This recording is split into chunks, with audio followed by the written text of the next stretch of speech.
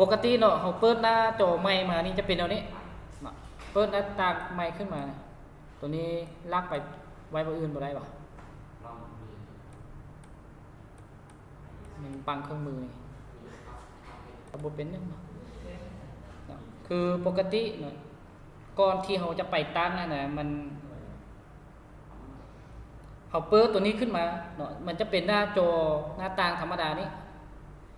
แต่ให้ไปตั้งตัวที่หน้าครอบเจียก่อนเนาะไปตั้งที่ครอบเจียครอบเจียปกติเราอยู่ในครอบเจียในการเขียนบทของการจบสั้นตัวนี้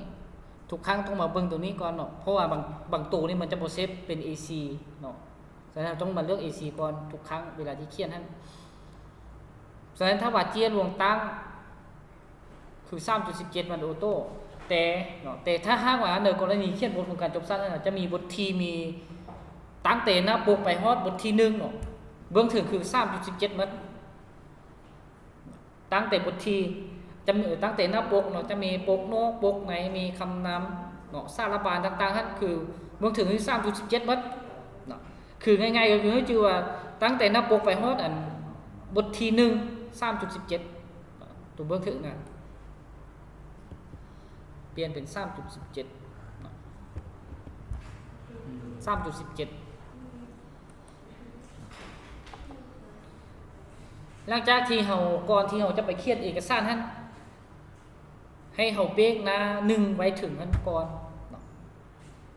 แล้วไปตัวหน้าไมค์คือเรากด Ctrl แล้วก็ Enter จะไปหน้าไมค์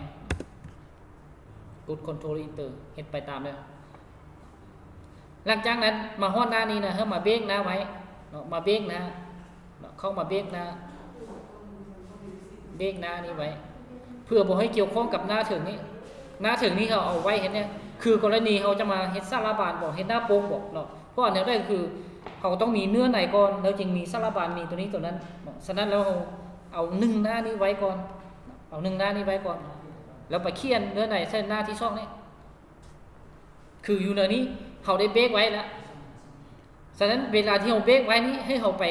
ตั้งค่าก่อนเนาะให้ไปตั้งค่าโดยที่เอกสารของเขานี่มันจะมี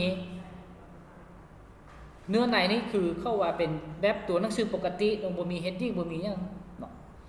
คือตัวหนังสือเนื้อในขนาดเนาะฉะนั้นแล้วตัวเนื้อในนี่นะให้ไปตั้งค่าอยู่ในเนื้อในนี่ตัวโนโมนี่เนาะที่จริงแล้วอยู่ในนี้นะมันมี2ตัวนี้เนาะแต่เอามาตั้งซะตัวที่1นี้เช็คขั้วเข้าไปเข้ามาที่ modify จากนั้นตัวนี้นะเปลี่ยนฟอนต์มาเป็นตัวฟอนต์เพชรลาดเวิร์กทำนิวนี่ขนาด12มันถึงแล้วเนาะคืออันนี้เขามาติ๊กเซอร์ตัวนี้ก็ได้นะถ้าเราติ๊กเซอร์ตัวนี้ที่จริงแล้วมันอยู่ในนี้มันมีแต่4ตัวที่จริงมันมีอีกตัวนึงที่มันกำกับว่าทางซ้ายและทางขวามันซิกซ้ายซิกขวาเสมอกันนั่นน่ะเนาะแต่ตัวนี้บ่มีเขาก็ติ๊กตัวนี้ไว้ก่อนก็ได้เนาะจากนั้นก็คือเวลาที่เขียนแล้วก็คือต้องได้มาติ๊กอีกตัวนึงอยู่ถึงนี้เนาะตัวนี้นี่นะต้องได้มาติ๊กอีกตัวนึงอยู่นี่เนาะเพราะว่าตัวนั้นมีแต่ข้อตัวนี้ฉะนั้นเราติ๊กตัวนี้มันบางครั้งนี่คือจะมีย่ำวางไล่เกินเนาะฉะนั้นต้องได้ติ๊กตัวถึงนี้แต่ว่าอยู่ในนี้บ่มีเราติ๊กตัวนี้ก่อนจากนั้นเข้ามาที่ format แล้วมาที่ฟอนต์ถ้าว่าตามประธานเราบอกเลยเนาะออกมาหน้าต่างนี้หน้าต่างตัวนี้เราจะเห็นว่าอยู่นี่นะฟอนต์ตัวถึงนี้เปลี่ยนละแต่มาเปลี่ยนฟอนต์ตัวลุงนี่เพิ่มมาเลือกตัวฟอนต์เดียวกันเนาะเพชรลาเวิร์กทำอยู่นี่แล้วมาเปลี่ยนขนาดอยู่นี้เป็น12เปลี่ยนขนาดตัวนี้เป็น12จากนั้นเนาะจากนั้นเราก็กดโอเคไปเนาะกดโอเคไปแล้วกลับขึ้นมาอีกเนาะกลับขึ้นมาอยู่ที่ฟอร์แมตนี้อีกแล้วมาที่พารากราฟทันบ่มาที่พารากราฟเนาะพารากราฟตัวนี้คือตัวนี้นะตัวเล็กแป๊ดเนี่ยบทแจ้งเนาะบทแจ้งเห็นอยู่บ่ทางนั้นเห็นอยู่บ่สูงสุดแล้วไหมบ่ตัวนี้ปาได้ที่ลง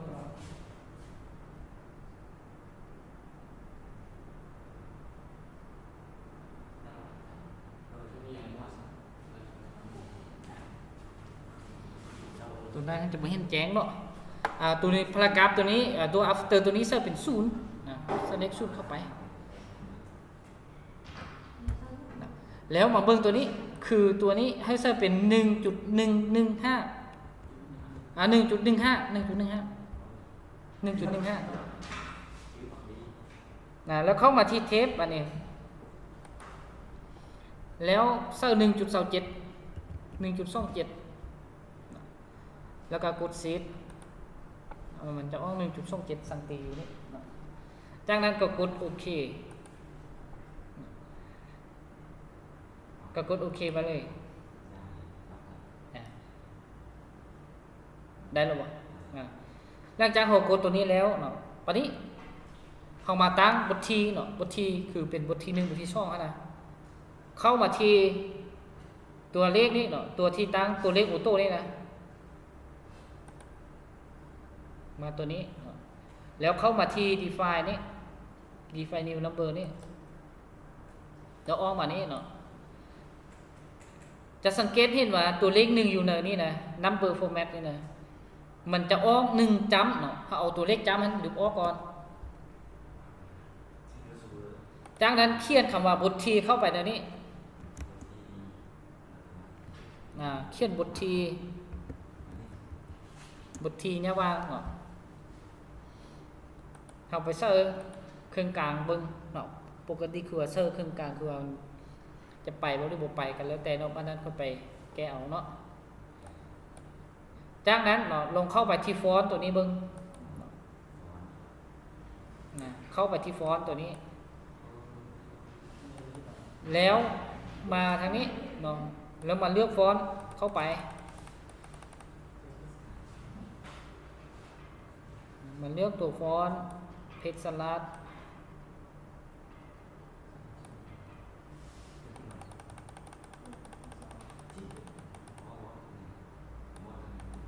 เลือกฟอนต์ตัวนี้เนาะ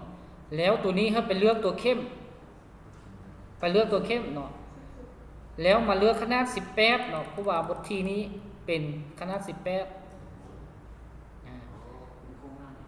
จากนั้นก็ไปเลือกตัวฟอนต์ตัวที่2นี่คือเก่าเนาะ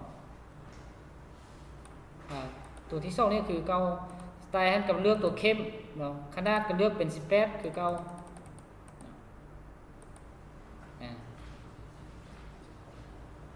หลังจากเขาเลือกตัวนี้ได้แล้วก็คือกดโอเคไปเนาะคือเวลาที่เรากดไปแล้วเราจะมาสังเกตอยู่หน้านี้คือฟอนต์จะเปลี่ยนแล้วจะเปลี่ยนจากตัวเมื่อกี้นี่เราเขียนไปฮะนะเนาะจากนั้นก็คือกดโอเคแล้วมันจะออกแบบนี้บ่ออกบ่จากนั้นเรามาที่ heading 1นี้คลิกขวาแล้วเข้ามาที่อัปเดตบทที่จะอยู่ถึงนี้เห็นบ่ตัวนี้คือบทที่เนาะคือบทที่เราตั้งบทที่แล้วเราตั้งบทที่ได้แล้ววันนี้มาตั้งตัว heading 1ขึ้น heading 1ขึ้นก็คือข้อที่1เนาะข้อที่1ใหญ่ฮะนะข้อที่1ใหญ่เนาะกลับขึ้นไปตั้งคือเก่าเนาะคลิกขวาเข้าไปที่ modify อันนี้คือเก่าแล้วเปลี่ยนตัวนี้เป็นสีดำเปลี่ยนฟอนต์เปลี่ยนขนาดตัวนี้เป็น16เพราะว่าหัวข้อคือบทที่18แล้วหัวข้อเล็กหลวงแมงฮะจะเป็น16แล้วข้อที่1ที่เป็นหัวข้อย่อยของเล็กหลวงแมงฮะจะเป็น14ตัวทับมาก็คือเป็น12แต่อย่าลืมว่าหัวข้อมันเป็นตัวเข้มเสมอเนาะเท่ากับหัวข้อเนาะตัวนี้คือเป็น16เนาะติ๊กตัวเข้มนะ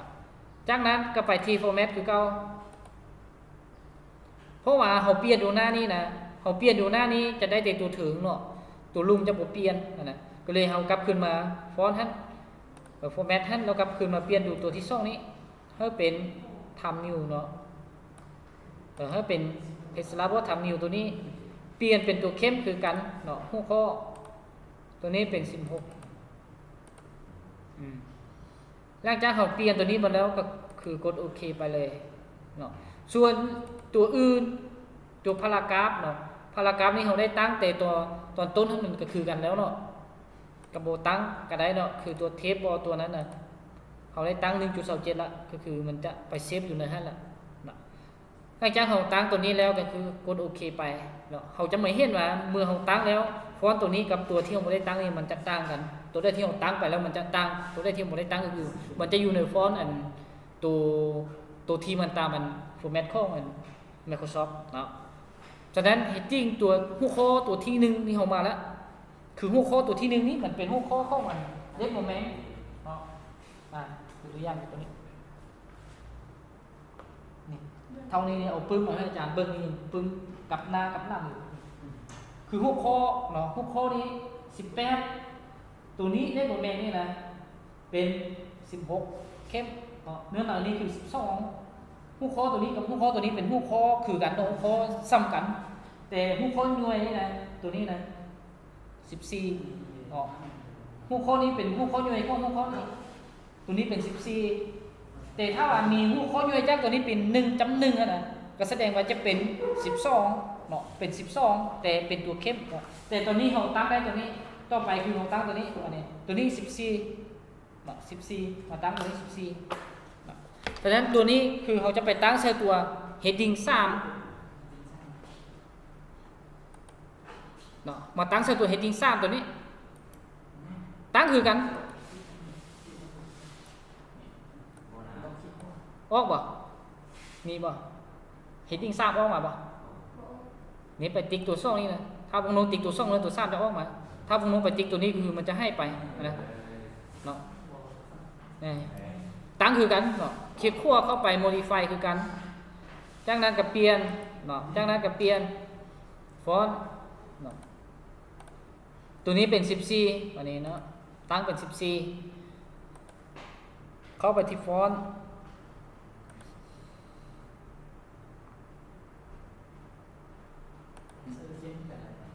ตัวเข้มคือกันเนาะเปลี่ยนเป็นตัวเข้มคือกัน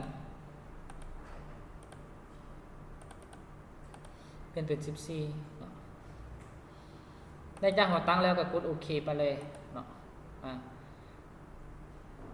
ฉะนั้นเดี๋ยวนี้เราคือได้หัวข้อโลแมงมาหัวข้อหนึ่งต่อไปก็คือ 1.1 เนาะถ้าว่ามีอีกก็คือไปอีกคือการตั้งค่านี้คือการเพียงแต่เราเปลี่ยนขนาดฟอนต์ของมันเนาะมันลดลงเนาะคือตัวนี้เราจะได้ตัวนี้หัวข้อตัวนี้ข้อที่1เล็กโมแมงตัวนี้คือข้อที่1น้อยเนาะถ้าว่ามีข้อ 1.1 อีกก็คือไปตั้งอีกเนาะตั้งว่า 1.1 ตัวอย่างเนาะถ้าว่ามี 1.1 อีกก็ตั้งเข้าไปอีกเราจะมี heading 1 2 3 4ไปเนาะตัวอย่างตัวนี้ไป 1.1 เนาะตัวนี้เป็น 1.1 ตัวนี้ถ้าว่าพวกน้องสังเกตเห็นตัวไอเข้มที่ติดนี่นะแสดงว่าเวลาที่ออกมาแล้วมันจะเป็นตัวเงียงเนาะกระติกออกเนาะบ่ให้เงียงนะก็เปลี่ยนฟอนต์เข้าไปวันนี้ตัวนี้จะเป็น12จะเป็น12ตัวเข้มนะแล้วก็เข้าไปที่ฟอนต์คือเก่า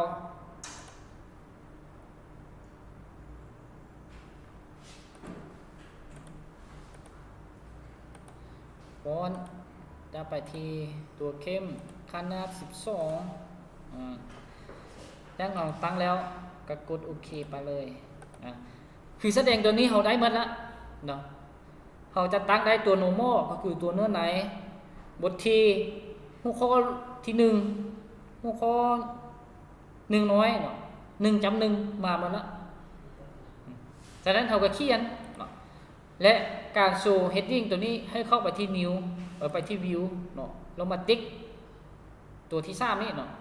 มันจะออกอยู่ในนี้เราจะเห็นอยู่ในนี้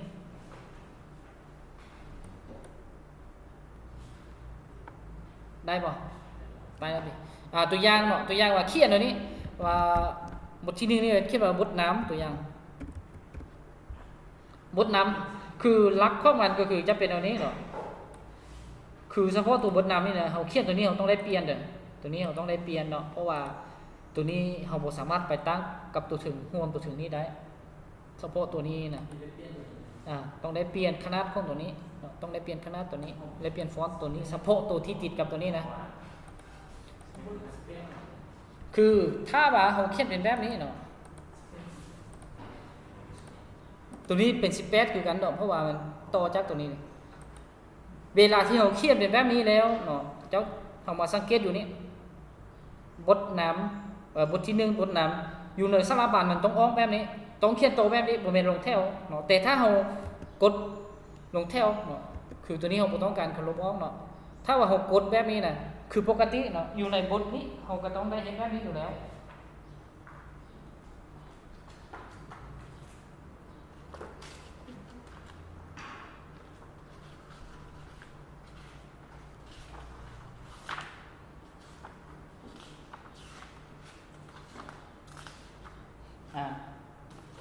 ในบทที่1เนาะบ่มีว่าภาพเสนอนี่จะต่อจากนี้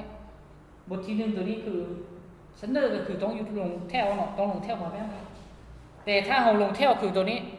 ต้องลงแถวคือตัวนี้เนาะต้องลงแถวคือตัวนี้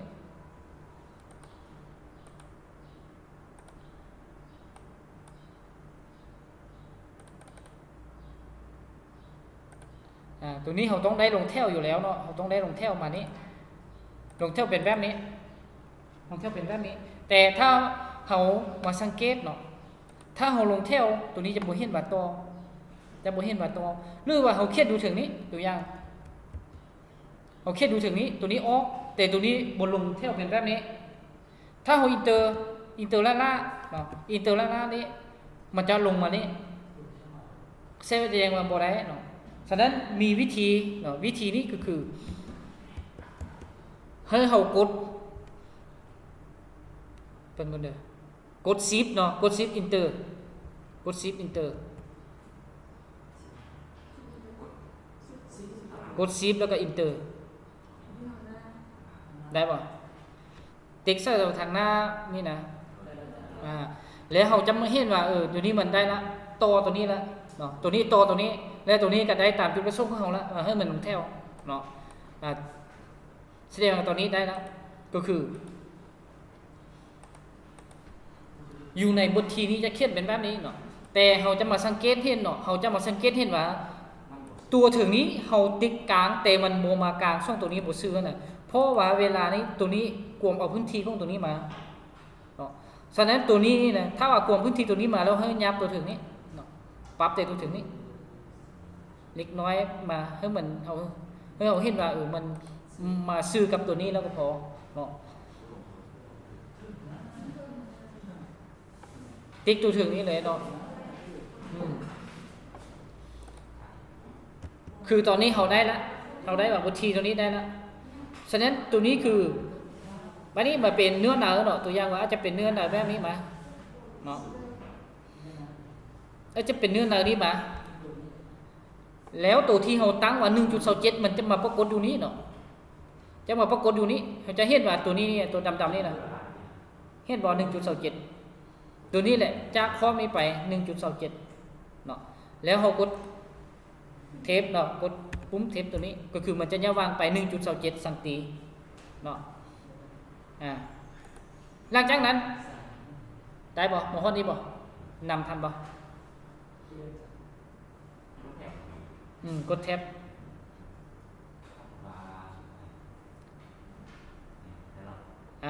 หลังจากนั้นเนาะตัวอย่างว่าตัวนี้เป็นเนื้อไหนแต่ต่อมาเราจะไปเขียนหัวข้อเนาะการเขียนหัวข้อตัวนี้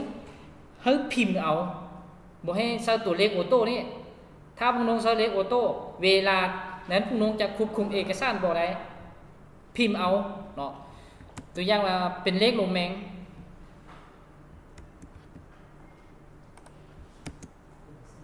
เป็นเลขลงแมงคือก็มาเป็นเลขลงแมงเข้าไปเลยเนาะเป็นเลขลงแมงแล้วเวลาเลขลงแมงเนาะเขาจำแล้วย้ำวางขนาดมันจะบอกให้เขาว่ามันจะไปออโต้ตัวนี้เลยเนาะฉะนั้นพวกน้องเข้ามาที่ตัวจำนี่นะตัวจำดำๆนี่นะ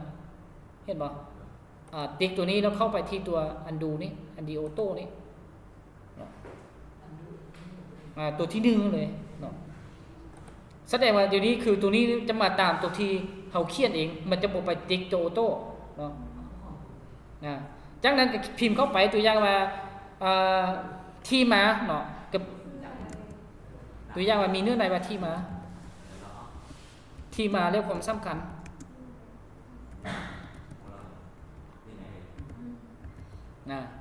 ตัวนี้ก็พิมพ์เข้าไปเลยเนาะก็พิมพ์เข้าไปเลยแต่ตัวนี้เป็นหัวข้อใหญ่อันดับ1เนาะขนาด16ฉะนั้นเมื่อเขาเขียนตัวนี้แล้วนะเขาเขียนตัวนี้นะเขาก็มาติ๊กใส่ตัว ตัวนี้เลยหัวข้อติดนี้ติ๊กซะตัวนี้ก็คือมันจะไปออโต้ตามที่เราได้ตั้งไว้ครับแล้วมันก็จะอ้อมมาเฮดดิ้งตัวนี้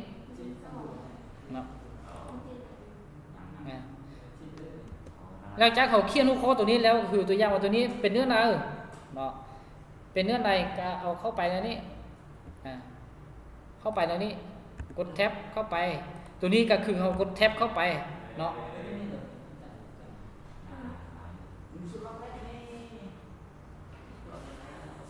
เซฟไว้เดี๋ยวเนาะงุ่นเนาะเดี๋ยวเซฟไว้ดิสท็อปเนาะบึงสิเอาตัวนี้เป็นห้างเลยนะนี่เซฟแล้วอ่ะผมต้องเซฟแล้วติคือบ่มีตัวเซตแอปขึ้นมาแสดงว่าไฟล์นี้ได้เซฟแล้วเหมือนบ่ผมต้องได้เซฟแล้วคือปกติถ้าเป็นเอกสารใหม่มันต้องมีแล้วเด้เซฟแล้วโอเคเอามาตามอาจารย์ก่อนเพราะไปก่อนอาจารย์เนาะเดี๋ยวมันไปคนละเรื่องคือตอนนี้เนาะมานี้ได้แล้วติคือมาฮอดนี้ได้แล้วเนาะคือสิ่งสำคัญก็คือตัวนี้ต้องยับวางครั้งนึงเนาะตัวนี้นะยับวางครั้งนึงก็คือยับวางพวกนี้นะย้อนหน้าตัวนี้เสมอกันทั่วเอกสารเฮามีจักหน้าก็แล้วแต่ร้อยหน้าก็แล้วแต่ตัวยับวางนี้ต้องเท่ากันคือการจัดเอกสารต้องเท่ากันและไหลยะห่างเนาะไหลยะห่างของแถวนั้นต้องเท่ากันแถวนี้มา5แถวนี้ก็คือไหลยะของแถวนะระหว่างแถวนะตัวอย่างแถวนี้5แถวนี้5แถวนี้แถวนี้ต้องเท่ากันเสมอกันไปเลยเนาะต้องบ่มีตัวกว้างตัวยาวตัวสั้นนี่แหละบ่มีมันต้องเสมอกันเนาะเฮาตั้งเข้าไปเลยเด้ว่า after ให้มันเท่า0เนาะระยะห่างตัวนี้ให้เท่า 1.15 เฮากำหนดให้เราเด้เนาะฉะนั้นเอกตัวปืนของมันจะเอกภาพตามนี้หมดเลยเนาะคือกรณีเป็นแบบนี้นั้นการเอารูปมาเนาะบัดนี้การเอารูปมาเดี๋ยวเอาหัวข้อก่อนเนาะเอาหัวข้อแล้วจะเอารูปมาเนาะตัวอย่างว่าจะมีหัวข้อย่อยเข้าไปคือหัวข้อ1เนาะหัวข้อ1เนาะหัวข้อ1คือตอนทำวิธีเอาเขียนมันก็จะเข้าไปที่ออโต้เนาะคืออาจารย์ว่าให้เข้าไปตัวนี้ติ๊กตัวนี้ก็คือจะบ่เข้าออโต้ฉะนั้นตัวอย่างเราเขียนว่าตัวนี้เป็นบรรทัดบรรทัดอันนี้เป็นหัวข้อของหัวข้อตัวที่1เนาะเอาเขียนตัวนี้ขึ้นมาจากนั้นก็เข้าไปที่ heading 3เพราะว่าตัวนี้เป็นหัวข้อย่อยของหัวข้อ1มันจะตกอยู่ในหัวข้อฟอนต์16ฟอนต์14เข้มเนาะแล้วตัวนี้ย่าวางเข้าไปแท็บเข้าไปเนาะแท็บเข้าไปปุ๊บมันก็คือระยะตรงนี้มันจะเสมอกันมาเนาะแล้วก็อินเตอร์เข้ามาก็คือจะมีเนื้อหนาจะมีเนื้อหนาอยู่ในนี้เนื้อหนาอยู่ในนี้เนาะตัวทำอิทตัวนี้เขากดแท็บเข้าไปกดแท็บเข้าไปก็คือย้อนหน้าตัวนี้จะเอกภาพกันมาเนาะเอกภาพกันมา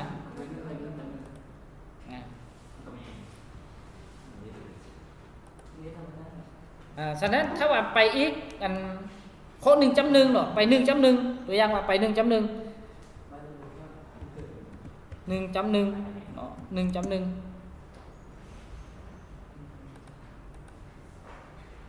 ไปที่ 1.1 วิธีการศึกษาเนาะก็ไปติ๊ก heading C เนาะนะ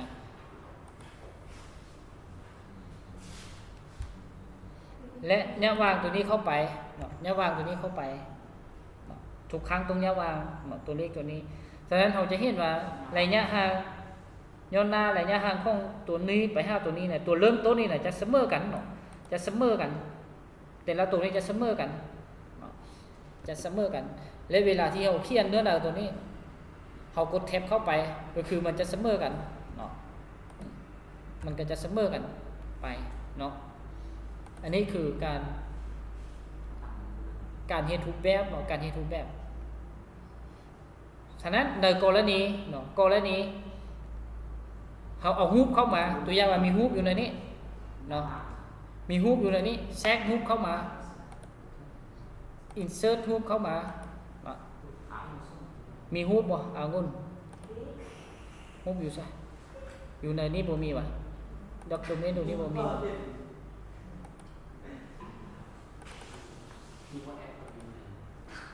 บ่ตัวที่ดาวน์โหลดมาน่ะตัวนี้ก็ได้เนาะตัวอย่างพวกนี้เข้าก็ได้เอารูปอันนี้ซะบ่มีรูปปิดลับติเป็นรูปตัวอย่างเนาะเป็นรูปตัวอย่างตัวอย่างว่าเอารูปตัวนี้เข้ามาเนาะเอารูปตัวนี้เข้ามาแล้วให้ไปเขียนรูปเนาะรูปออโต้เนาะรูปออโต้ก็คือมันจะเห็นบ่ว่านี้นะเข้าไปที่ reference เนาะเข้าไปที่ reference ตัวนี้เข้าได้ป่ะจะเอารูปเข้ามานี่นะจะไปตั้งรูปออโต้เนาะรูปนี้จะลากทางนอกมาก็ได้ copy ทางนอกมาก็ได้หรือว่าจะเข้าไปที่ insert ตัวนี้แล้วก็เข้าไปลงรูปอยู่ในนี้ก็ได้เนาะเนี่ยได้แล้วตีมาฮอดนี้แล้วตีจากนั้นไปที่ reference มาที่ insert caption ตัวนี้reference แล้วมาที่ตัวนี้ตัวไฟใครคือตัวรูปนี้นะเห็นแล้วติ๊กเข้าไปติ๊กเข้าไปแล้วมาเลือกอยู่นี่ว่ามีรูปทีเนาะมีรูปทีแล้วก็เลือกรูปทีแต่ถ้าบ่มีเนาะคือตัวอย่างว่าตัวอย่างเนาะตัวอย่างว่าถ้าว่ามันไม่นี่มันจะออกแต่ภาษาอังกฤษตัวนี้ขึ้นมาเนาะจะออกแต่ภาษาอังกฤษนี้ขึ้นมาถ้าบ่มีแล้วให้ไปที่ new level ตัวนี้เข้ามาเนาะแล้วเขียนว่ารูปทีเขียนเข้าไปที่รูปทีเขียนแต่รูปทีนี้แล้วก็กดโอเคจากนั้นมัน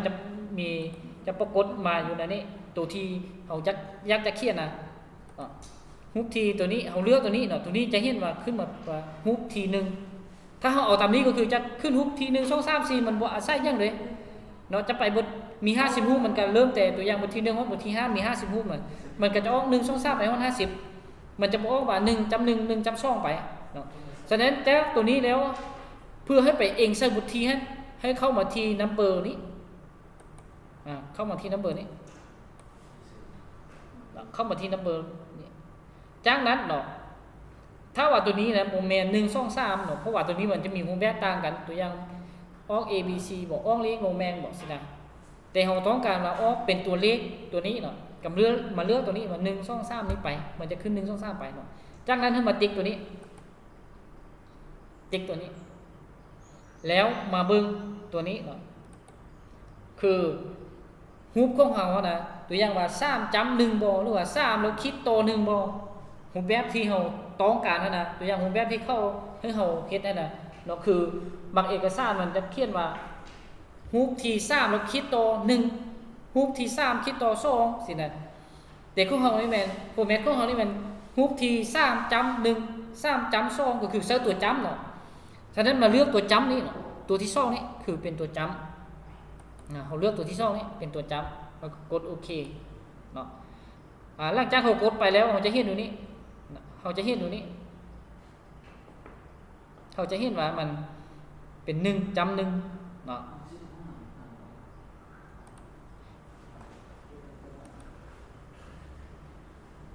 หลังจากเราเห็นตัวนี้แล้วก็กดโอเคไปเนาะกดโอเคไป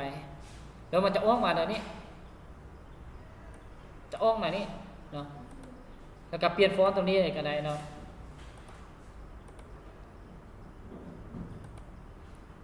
ตัวอย่างว่าเขียนเป็น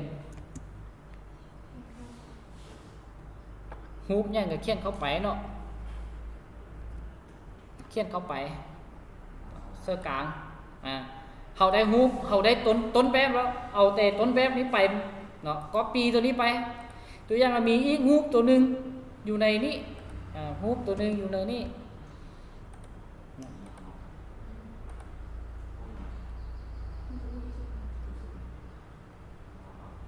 ฮุบตัวนี้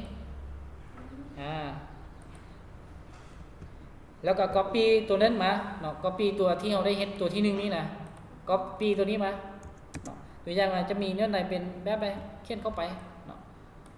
แล้วก็ทาซี่ตัวนี้คลิกขวาอัปเดตเนาะมันจะไป1 2 3 4ตามลำดับไปเนาะเฮามีจับรูปมันก็เฮาเฮ็ดออกมาตัวเดียวตัวนี้ก็คือ copy ไปเนาะ copy ไปเอาลองอีกรูปนึงเนาะไปรูปใหม่ไปบทใหม่ก่อนซะเดี๋ยวไปบทใหม่เนาะ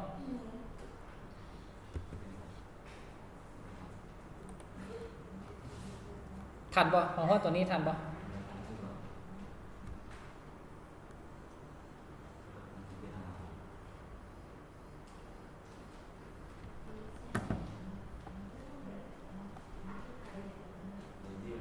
ทันบ่ตัวนี้หมอเขาซะแล้วฮุบที่2บ่ได้แล้วติอัปเดตได้แล้วติวันนี้เราไปบทที่2เนาะไปบทที่2จะไปบทใหม่หั่นน่ะถ้าว่าเอาย่านเอาคีย์คันอินเตอร์นี่นะที่จริงมันตัวเดียวหั่นน่ะก็กดคอนโทรลแล้วก็อินเตอร์แล้วมันจะไปหน้าใหม่เลยหั่นน่ะมันจะอยู่ไสก็แล้วแต่หั่นน่ะแต่ว่ากดลงมันจะไปเลยแต่ถ้าหมู่นั้นเราก็กดอินเตอร์ไปหน้าใหม่ก็ได้เนาะบ่มีปัญหาดังนั้นมาฮอดหน้านี้แล้วบทที่1จะไปบทที่2อย่าลืมเบรกเนาะต้องเบรกไว้ต้องมาเบรกหน้าเกียร์ไว้ต้องเบรกเกียร์ไว้เพื่อบ่ให้มีผลกระทบเวลาที่เรามีการแก้ไขเนาะตัวอย่างเรามีการแก้ไขในบทที่1ก็คือจะบ่มีผลกระทบต่อบทที่2ก็คือมันบ่เคลื่อนซะเนาะตัวเลขข้อความต่างๆที่อยู่ในบทที่2ก็คือบ่เคลื่อนที่เมื่อเรามีการแก้ไขอยู่ในบทที่1เท่านั้นถ้าบ่มีการเบรกไว้ก็คือเราจะมีการตัวอย่างเราลบช่องแถวนี้ก็คือช่องเที่ยวที่อยู่ในบทที่2ก็จะยับมาเนาะเราเพิ่มช่องเที่ยวอยู่ในช่องเที่ยวของบทที่2ก็จะลงไปนะฉะนั้นเราเบรกไว้ก็คือจะบ่มีการเปลี่ยนแปลงแก้ไขอยู่ในจุดใดก็คือมันจะอยู่ในจุดนั้นส่วนตัวอื่นยังคือเก่าเนาะอันนี้คือสิ่งสำคัญที่เวลาที่เราเฮ็ดบทมันสำคัญสุดถ้ามีการแก้ไขเฮ็ดแต่ต้นนี้แก้บทที่1เคลื่อนแต่บทที่1ไปฮอดบทที่5แก้ตามนั้นน่ะเนาะแก้ไปแก้มาอยู่นั่นน่ะใช้เวลาพอสมควรเนาะฉะนั้นเขาเบรกไว้เราจะไปบทที่2เนาะกับบทเขียนว่าบทที่2แล้วก็ติ๊กตัวนี้เลยมันจะมาบทที่2ออโต้เนาะตัวอย่างว่าบทที่2นี้เราใช้เป็นวิธีการตัวอย่างวิธีการศึกษาสมมุติเนาะแล้วตัวนี้อย่าลืมเนาะเวลาเขียนนี้เราให้กด Shift Enter กด Shift Enter กด Shift Enter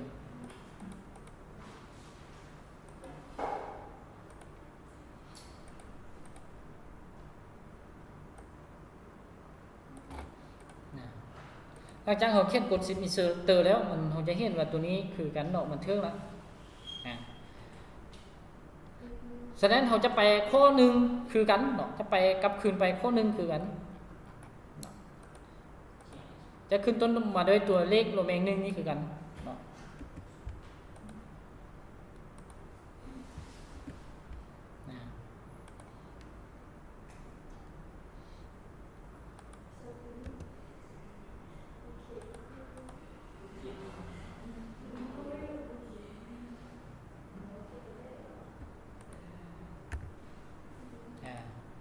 ตัวอย่างว่าตัวนี้มีรูปเนาะมีรูปอยู่ในบทที่2ก็ไปเสิร์ชรูปมา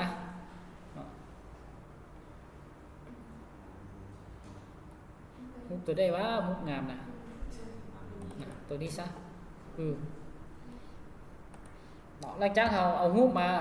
ก็ไป copy ตัวถึงนี้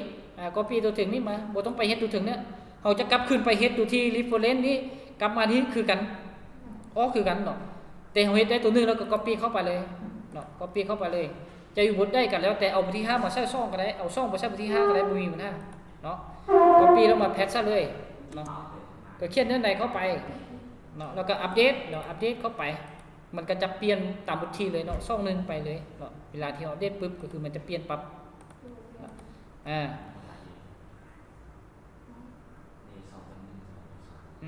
ได้แล้วบ่ แต่นี้มาสเตอร์ตัดตารางเนาะอันนี้มาสเตอร์ตัดตารางเนาะตัวอย่างว่าอยู่ในตัดตารางนี้เขามีตัดตารางอยู่ในนี้นะมีตัดตารางอยู่ในนี้เขาจะเขียนคือรูปนี้เขาอ้างเองเส้นรูมรูปแต่ตัดตารางนี้ตัดตารางทุกอยู่ถึงตัดตารางเนาะคือตัวอย่างว่าตัดตารางที1.1บอกสินะมันต้องอยู่ถึงตัดตารางเนาะฉะนั้นอยู่ในตัดตารางนี้ก็คือกันเข้าไปที่ reference คือเก่าเข้าไปบนเก่าเนาะ insert caption ตัวนี้แล้วเข้าไปที่ new review ถ้าบ่มีเนาะเข้าไปที่ new review แล้วเขียนใส่ว่าตัดตารางทีเนาะตัดตารางทีทันบ่ถ้าว่าบ่ทันลบบอกเด้อก็กดโอเคเข้าไปเนาะมันจะออกแบบนี้แต่อย่าลืมเนาะมาที่ number ตัวนี้แล้วไปติ๊กตัวนี้เนาะแล้วไปเลือกตัวจำกดโอเคเนาะมันจะออกแบบนี้มา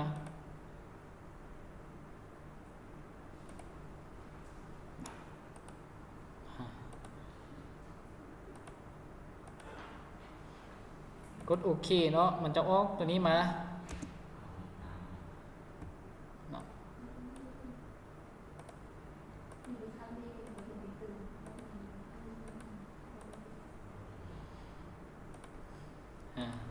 จะออกมาในลักษณะแบบนี้เนาะฉะนั้นเนาะต่อมาตัดตารางนี้มันจะมีตัวอย่างว่าถ้าหากว่ากรณีตัวนี้มีตัดตารางไล่กว่า1ห้องเนาะตัวอย่างเขาเขียนเป็นลำดับเช่นนี้เนาะตัวอย่างเนื้อไหนมันคือหัวตัดตารางนี่เนาะหัวปกติหัวตัดตารางนี้มันจะมีหัวตัดตารางเนาะแต่ถ้าหากว่ากรณีตัดตารางของเราหากเกิน1หน้านี่ออกจาก1หน้านี่ไปไปหน้าใหม่เนาะตัวอย่างว่าอาจารย์ insert เข้ามาอยู่ในนี้มีแต่ว่าถ้าเราไปเบิ่งหน้านี้เลยนี่ผมรู้ว่าตัวนี้แม่นหัวข้อแม่นเนี่ยเราต้องเลื่อนไปเลื่อนมานะฉะนั้นครูจะต้องเอาหัวข้อตัวนี้ไปเสิร์ชนะนี่ต้องเอาหัวข้อนี้ไปเสิร์ชนะนี่ให้รู้ว่าห้องนี้แม่นหัวตัดตารางแม่นเนี่ยแต่ถ้าว่าผู้น้องบ่เคยเฮ็ดก็จะ copy ตัวนี้ไป copy ตัวนี้ไป Ctrl C ตัวนี้ไปแล้วมาวางซะนี่ได้บ่ได้แต่ถ้าว่าอาจารย์ว่าลบตัวนี้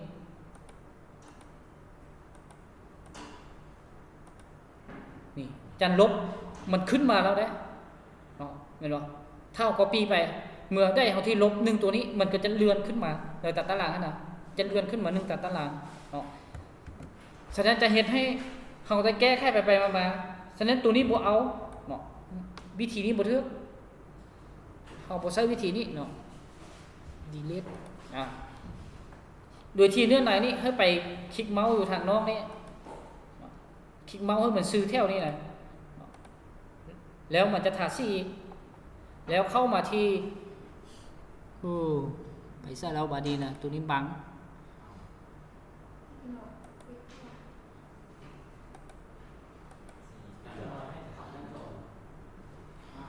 เห็นบ่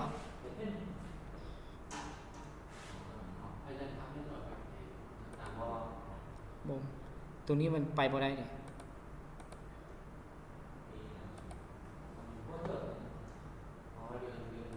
คือเดี๋ยวนี้ตัวนี้มาปากมันเครื่องมือของเรานะ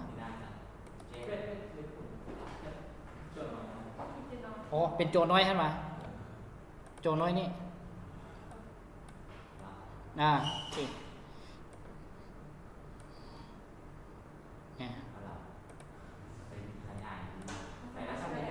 ซ้ำนี้เนาะ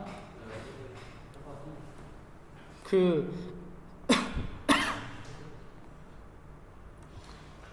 เนาะหลังจากเราติ๊กเข้าไปตรงนี้มันจะทาสีขึ้นมาเนาะแล้วให้เข้าไปที่ layout ตัวนี้เห็นป่ะแล้วเข้ามาที่ repeat header ตัวนี้นะเห็นป่ะตัวนี้ติ๊กเลยเนาะหลังจากเราติ๊กเรามาเลื่อนเบิ่งนี่เนื้อไหนที่เราได้เขียนเท่าที่1นี่แหละมันจะมา จะมาปรากฏอยู่หัวตารางนี่มีจักหน้ามันก็จะปรากฏออกมาหมดเนาะออกอยู่ถึงหัวนั้นหมดถ้าว่าเราจะลบอยู่นี่เนาะถ้าว่าเราลบตัวนี้ออกตัวอย่างว่าเราลบตัวนี้ออกเนาะเราลบตัวนี้ออกตัวนี้ก็คือเก่าเพียงแต่เลื่อนข้อมูลมาหัวข้อนี้ยังคือเก่ามันจะอยู่ในนี้ตลอดเนาะฉะนั้นตัวนี้คือการสร้างตารางหัวตารางถ้าว่าเราเพิ่มตัวนี้เข้าไปเราเพิ่มตัวนี้เข้าไปเป็นหน้าใหม่ก็คือมันจะออกตารางหัวตารางนี้ใหม่เองฉะนั้นเห็นให้แต่ละหน้าต้องมีหัวตารางตลอดเนาะกรณีเราเห็นตารางตัวที่1มาแล้วเรายักไปตารางตัวที่2ก็ copy ตัวที่1นี้ไปแต่ copy ตัวนี้ไปคือกันกับผู้พันแล้วก็กดอัปเดตเข้าไปกดอัปเดตเข้าไปมันก็จะเปลี่ยนให้เราตามนั้นเนาะ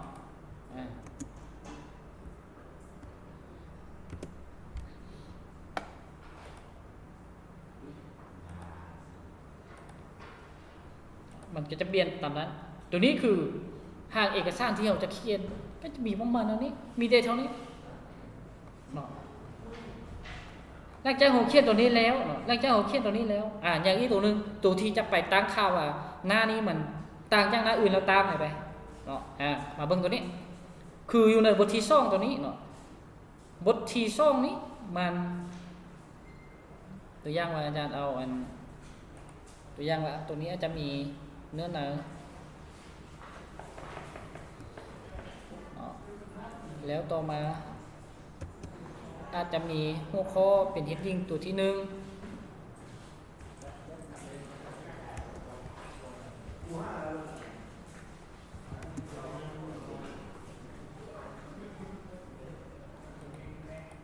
หัวข้อตัวที่1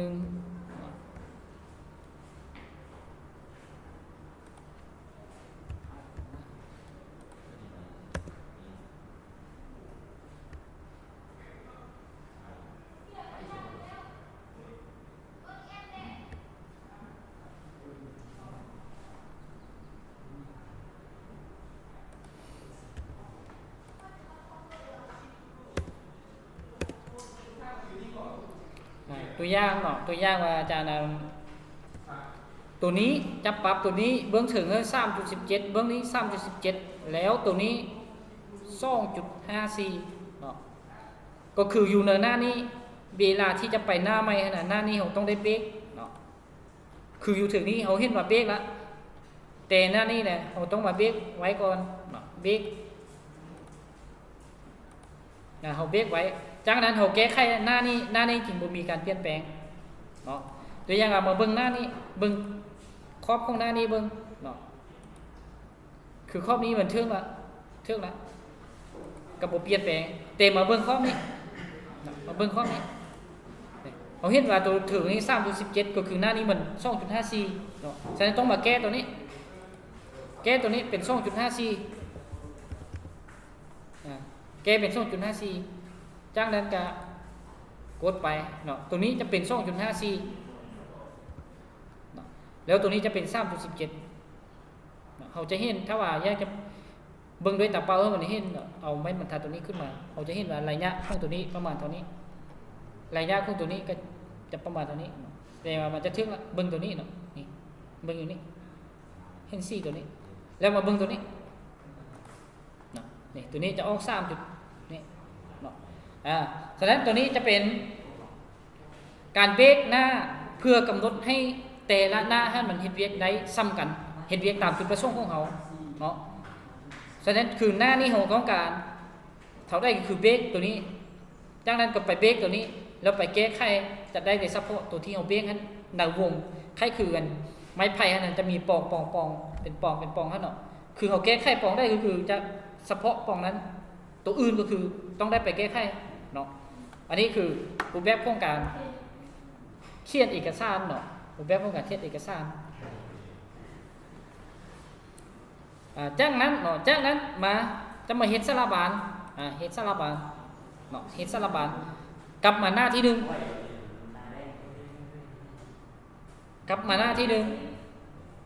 ลานสารบานหน่วยนึงแล้วกะหลงเนาะ ยังเวลา2 3 4 5นาทีอยู่เนาะแล้วกดอินเตอร์ก่อนซะจงไว้ถึงนั้นอีกเนาะแล้วมาฮอดนี้อย่าลืมเบรกเนาะอย่าลืมเบรกมาเบรกไว้แล้วเราจะมาลั่นสลับบานซะนี้การลั่นสลับบานเนาะการลั่นสลับบาน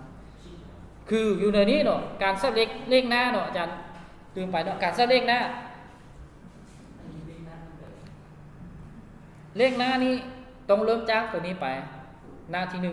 เนาะหน้าที่1แต่มาเบิ่งตัวนี้ก่อนเนาะไปที่ insert เนาะเอาเลขหน้านี่มาอย่างหน้าเจียนลงนอนลงตังอีกอย่างไล่đấyผมแม่นkhôngน้อยkhông hầuคือมุมแบบของมันก็คือจับแนนอยู่กลางเนาะเห็นบ่เห็นบ่เลขหน้าบ่ insert แล้วมาที่ตัวนี้ page number อยู่นี่เลือกมาที่ตรงนี้เลือกตัว button of page ตัวนี้เราตัวที่2แล้วมาเลือกตัวอยู่กลางนี่พวกมันเป็นตัวกลางเลือกแล้วมันจะออกมาแบบนี้ฉะนั้นเราจะเห็นว่าตัวนี้นะเวลาทำ it ที่ขึ้นมานี่เราจะเห็นว่า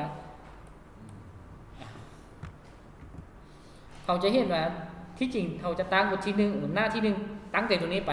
แต่ตัวนี้ขึ้นหน้าที่3ก็คือมันจะลิงก์เหมือนเจ้าตัวถึงนี้ซอกหน้าเนาะก็เลยเริ่มจากที่3ตัวนี้ไปแต่มาแก้ไขตัวนี้ดับเบิลคลิกเนาะคือปกติตัวนี้กับดับเบิลคลิกอยู่รูปนี้จะเอาตัวนี้มาเห็นป่ะถ้าซี่เข้าไปแล้วเข้ามาที่ตัวนี้เข้ามาที่ page number ตัวนี้แล้วเข้ามาที่ format ได้ป่ะเข้ามาที่ format จากนั้นเข้ามาที่เลือกเป็นตัว start ตัวนี้แล้วกดตัวนี้เริ่มสตาร์ทตัวนี้มันจะเริ่ม1เนาะก็กดโอเคไปมันก็จะออก1มาก็จะออก1 2 3ไปเนาะ1 2 3ไปเนาะฉะนั้นตัวถึงนี่ดิเนาะถ้าเอกสารของเฮานี่เข้าจะให้เฮาเซอร์เป็นกข้อคอไปเนาะแต่ถ้าอยู่ในนี้บ่มีน่ะพวกน้องก็สร้างบล็อกเข้ามาวิธีนึงน่ะจะมีวิธีหนึ่งที่เขาเอากข้อคอเข้ามาคือกันเนาะแต่อาจารย์ลืมแล้ววิธีนั้นอาจารย์เฮ็ดเข้าเฮ็ดอยู่เฟซเที่ยวนึงแต่อาจารย์บ่ได้เฮ็ดตามเนาะเลยว่าลืมไปคืออยู่ในนี้มันบ่มีแต่เขาเอาเข้ามานะเนาะเดี๋ยวถ้าหาได้ก็สิมาแจ้งให้ถ้าหาบ่ได้ก็สั่งบล็อกเข้ามาติงซะเนาะแต่ถ้ากรณีมีเนาะผู้ลงก็เข้าไปคือเก่าก็เข้าไปทีนี้คือเก่าเข้าไปที่ format ตัวนี้มาเลือกอยู่นี่เนาะถ้ากข้อคอมีนะเลือกอยู่ในนี้อันนี้มันภาษาไทยมันมีเดี๋ยวภาษาลาวบ่มีเนาะบ่มีตัวอย่างเฮาเลือกเป็นตัวเลขประมาณเนาะแล้วก็กดโอเคเนาะแล้วมันก็จะเริ่มเป็นเลขโรแมนขึ้นมาเลขโรแมนเนาะแต่มันจะเฮ็ดแต่เฉพาะตัวนี้เพราะว่ามันเฮ็ดเฉพาะตัวนี้ย้อนเนี่ยเฮาได้เบรกไว้ละตัวนี้เฮาได้เบรกไว้มาฮอดตัวนี้เราก็ได้เบรกไว้เนาะฉะนั้นในตัวที่เบรกนี่นะเวลาที่เรามีการเปลี่ยนแปลงนะก็คืออาจจะบ่เปลี่ยนเนาะเราต้องได้มาแก้เนาะต้องได้มาแก้เป็นเลขโรแมนเนาะเป็นเลขโรแมนคือเมื่อกี้นี่สตาร์ท2ฉะนั้นตัวนี้1ตัวนี้เป็น2แล้วเลขตัวนี้เป็นเลข1 2 3มาเนาะหลังจากเราเห็นตัวนี้ได้แล้วคือเข้ามาหน้าทำอิฐนี้เรามาเฮ็ดสลับบานซะนี้เฮ็ดหน้าสลับบานซะนี้เนาะหน้าที่2เนาะหน้าที่2แม่นบ่พวกน้องมาหน้าที่2เพราะว่าหน้าที่1นี่เอาไว้ก่อนย่านเราจะเอาหน้าปกตัวนี้มาใส่อีกนี่เนาะ3หน้าก็มีปัญหาบ่มีปัญหาจากนั้นมาที่ reference คือเก่าเนาะ reference แล้วมาที่ table content ตัวนี้เนาะเลือกตัวที่1จะออกตัวนี้มาออกป่ะออกตัวนี้มาแสดงว่าตัวนี้ยังบ่มีตัวจำไปยังบ่มีตัวจำไปเนาะจากนั้นลองทาซี่เข้าไปเบิ่ง แล้วกลับคืนเข้ามาหมวดเก่านี้แล้วลงมาเลือกตัวที่สองเนาะตัวคัสตอมตัวนี้นะออกมานี้แล้วลงมาเบิ่งตัวนี้เนาะว่ามีตัวจำนี้บ่บางตัวนี้มันจะออกตัวนูนนี้เนาะบางตัวนี้ออกนูนนี้นะเนาะแต่ว่าเรามาเลือกตัวจำลักษณะแบบไรตัวอย่างมันเลือกตัวนี้เราจะสังเกตตัวอย่างตัวนี้เนาะเมื่อเราเลือกเราจะสังเกตตัวนี้ว่ามันเป็นจำแบบไรบ่หรือว่าเอาแบบคีโตนี่เลยบ่เนาะตัวอย่างว่าตัวนี้เราเลือกเป็นแบบนี้จากนั้นให้เข้ามาทีมตัวนี้ให้เลือกตัวไม่ติ๊กนี้ออกจะเห็นแบบขึ้นมาเป็นแบบนี้เนาะแล้วตัวนี้เลยเราจะเปลี่ยนบ่เปลี่ยนก็เข้ามาทางนี้ modify ตัวนี้แล้วมาเปลี่ยนฟอนต์เนาะ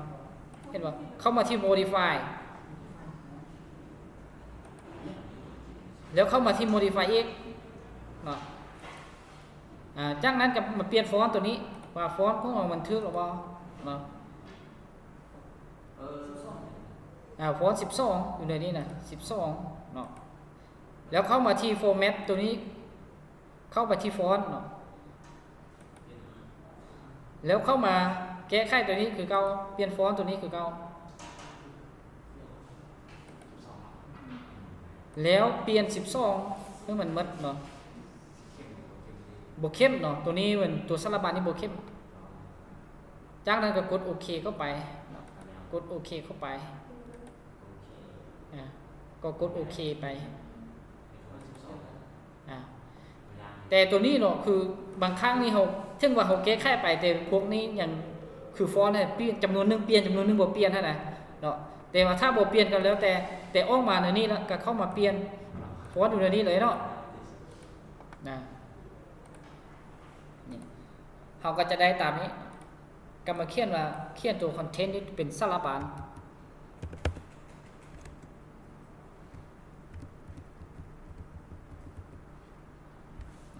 ตัวนี้ก็เปลี่ยนมาเป็นสลับบานและในตัวนี้เนาะเพื่อให้มันสู่อยู่นี้สลับบานตัวนี้ให้ไปติ๊กตัว heading 2ตัวนี้ให้ไปติ๊กตัว heading 2เขียนว่าสลับบานแล้วก็ติ๊ก heading 2มันก็จะออกหัวข้อใหญ่ซ้ำกับตัวเลขโนแมงใหญ่ซ้ำกับตัวเลขโนแมงก็แสดงว่าเราได้แล้วสลับบาน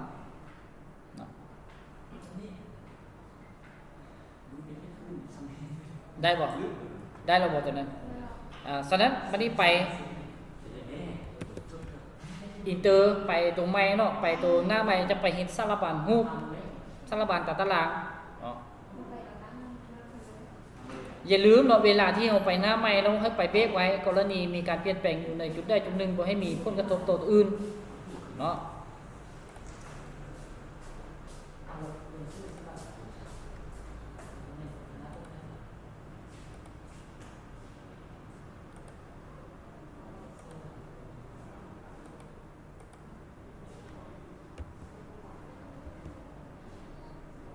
ตัวนี้ก็เขียนเป็นสารบัญตัดตารางเลยก็ได้เนาะเอาสารบัญตัดตาราง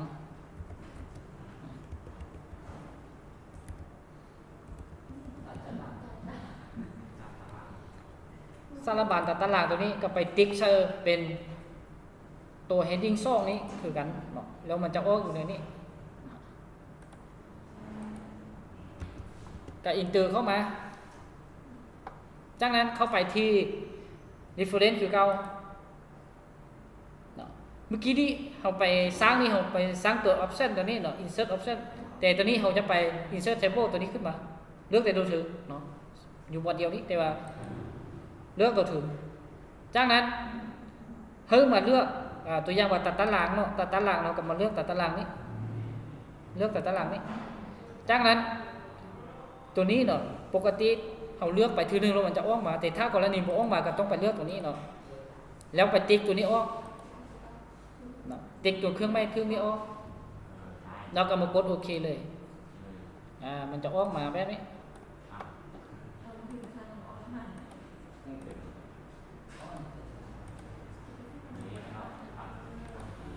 ออกบ่อ่าแสดงว่าได้แล้วอันนี้วันนี้ฉะนั้นเราจะไปตัดตารางฮูกเนาะคือปกติตัดตารางต้องก่อนเนาะแล้วไปต้องไปหน้าใหม่ถึงว่ามีแต่ตัวเดียวก็ต้องหน้าใหม่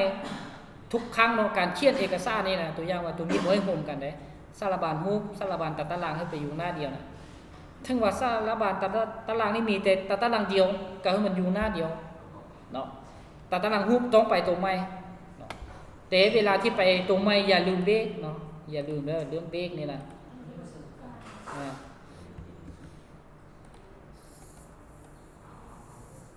สารบานฮูกภาพฮูกภาพเนาะไปติ๊ก heading 2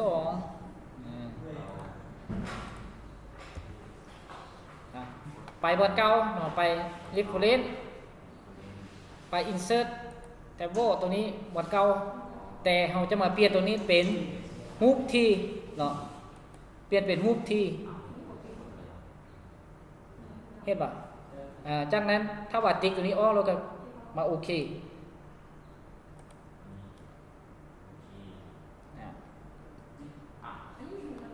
คือมาซ้ำตัวถึง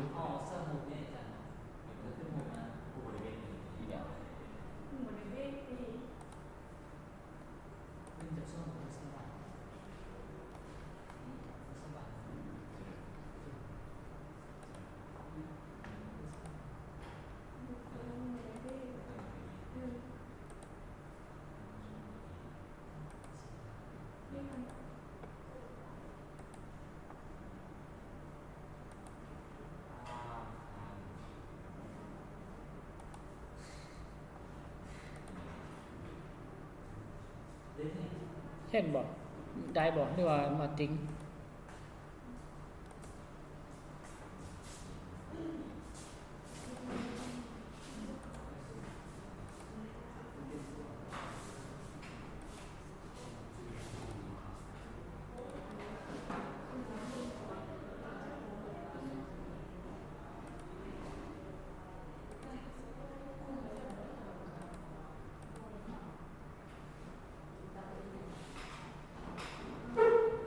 เจอคือบ่ได้แล้ววันนี้ได้บอกพวกมึงลองออกบ่ไปห่วมตัวถึงเป็นบ่ออกเราไปห่วมตัวถึงเป็นอ่ะนานหนึ่งต่างหากตี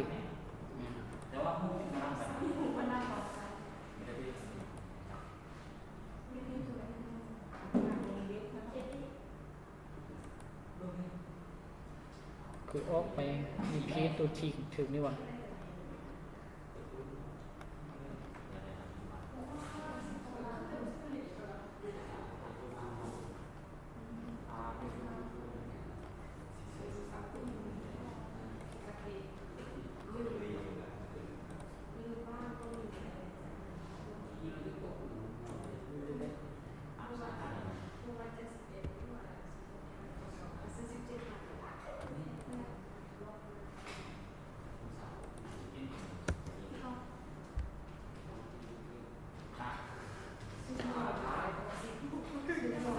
ติ่งบ่หรือบ่ติ่งฮุบมานำ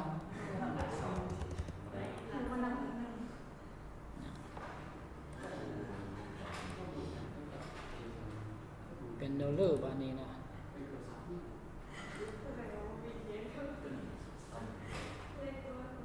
ตัดตารางที่ตัวนี้ได้แล้วคือมาฮอตตัวนี้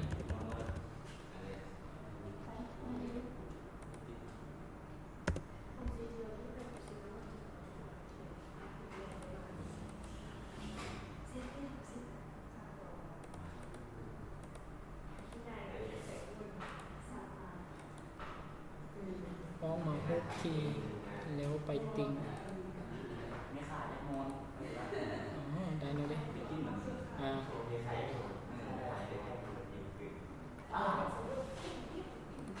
ได้แล้วปะได้แล้วเนาะเห็นปะได้ปะมานำสารบานรูปภาพ